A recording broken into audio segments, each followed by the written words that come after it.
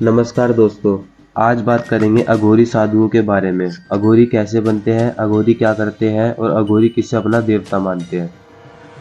भगवान शिव को तंत्र शास्त्र का देवता माना जाता है। तंत्र और अघोरवाद के जन्मदाता भगवान शिव ही हैं। आधी रात के बाद का समय, घोर अंधकार का समय, जिस समय हम सभी गहरी नींद के आगोश में खोए रहते हैं, उस समय घोर अघोरी तांत्रिक शमशान में जाकर तंत्र क्रियाएं करते हैं, घोर साधनाएं करते हैं। अघोरियों का नाम सुनते ही अमूमन लोगों के मन में डर बैठ जाता है। अघोरी की कल्पना की जाए तो शमशान में तंत्र क्रियाएं करने वाले किसी ऐसे साधु की तस्वीर जहन में उभरती है जिसकी वेशभूषा डरावनी होती है।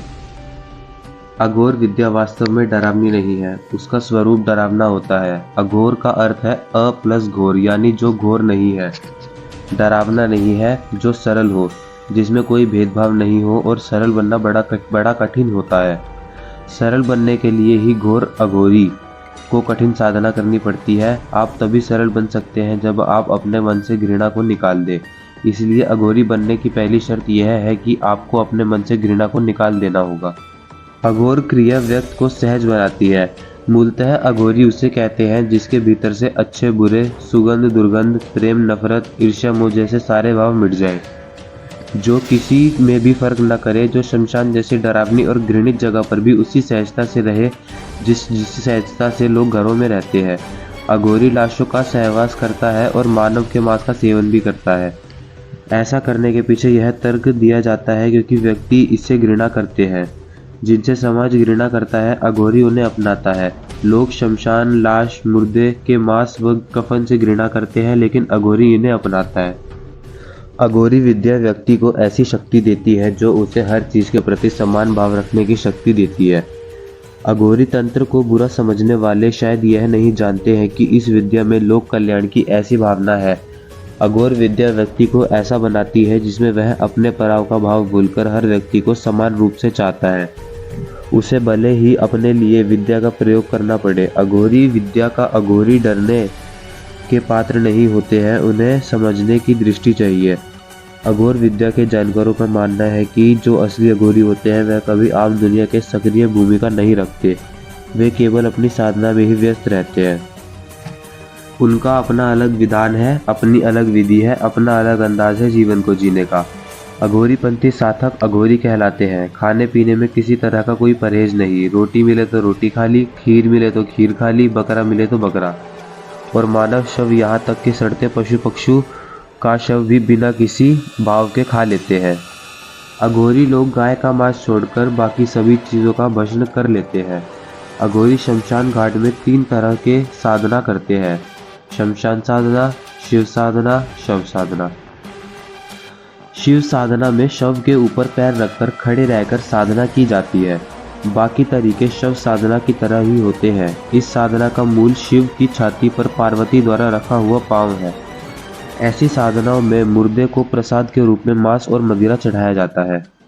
अघोरियों के बारे में कई बात प्रसिद्ध है, जैसे कि वे बहुत ही हठी होते हैं।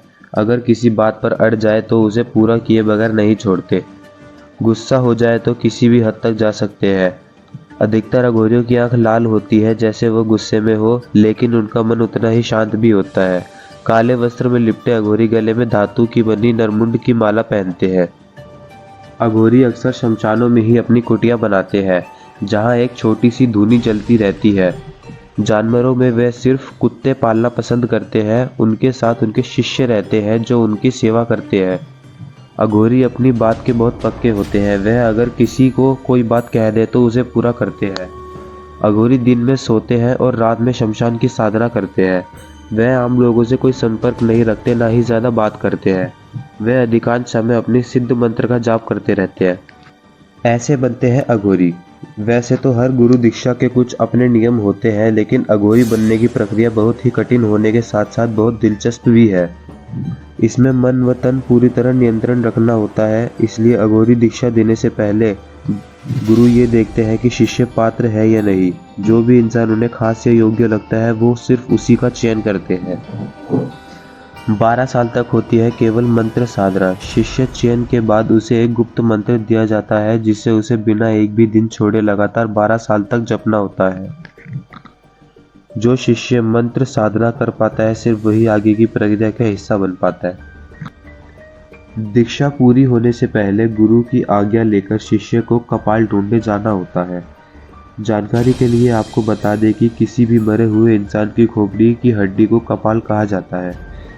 कपाल खोजते समय सबसे जरूरी बात यह ध्यान रखनी पड़ती है कि कपाल पूरा होना चाहिए, यानी कहीं से भी खंडित न हो।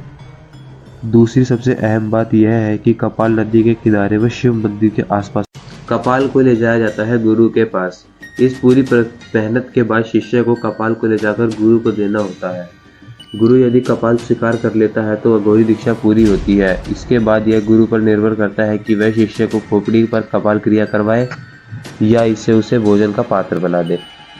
अघोर पंथ की प्रेरणा भगवान शिव को माना जाता है।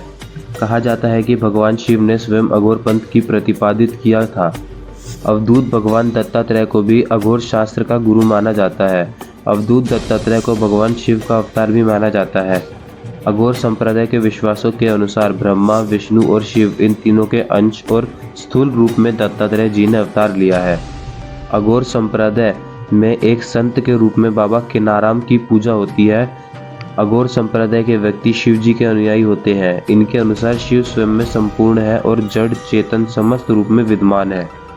इस शरीर और मन को साथ कर और जड़ चेतन और सभी स्थितियों के अनुभव करके इन्हें जानकर मोक्ष की प्राप्ति की जा सकती है। तो दोस्तों, यह थी अघोरियों के बारे में कुछ बातें। अगर आपको वीडियो अच्छा लगा हो तो प्लीज़ सब्सक्राइब और लाइक ज़रूर करें।